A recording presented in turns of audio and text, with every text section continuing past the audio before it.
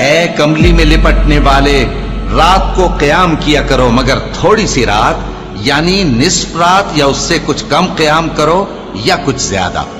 اور قرآن کو اچھی طرح ٹھہر ٹھہر کر پڑھا کرو۔ ہم ان قریب تم پر ایک بھاری فرمان نازل کریں گے، کچھ شک نہیں کہ رات کا اٹھنا نفس کو سخت پامال کرتا ہے، اور اس وقت ذکر بھی خوب درست ہوتا ہے۔ دن کے وقت تو تمہیں اور بہت سے شغل ہوتے ہیں، تو اپنے پروردگار کے نام کا ذکر کرو اور ہر طرف سے بے تعلق ہو کر اسی کی طرف متوجہ ہو جاؤ۔ وہی مشرق اور مغرب کا مالک ہے، اس کے سوا کوئی معبود نہیں، تو اسی کو اپنا کارساز بناؤ۔ اور جو دل آزار باتیں یہ لوگ کہتے ہیں ان کو سہتے رہو،